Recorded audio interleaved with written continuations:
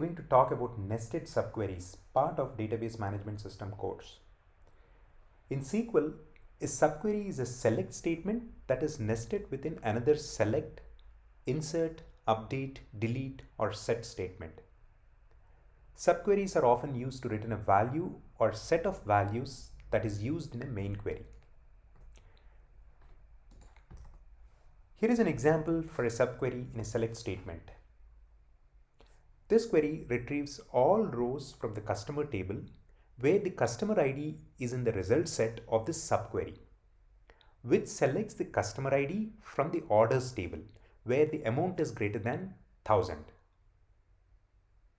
You can also use subqueries in select, from, where, and having clauses. You can even nest subqueries, which means you can have a subquery inside another subquery. Here is an example of a nested subquery in a select statement.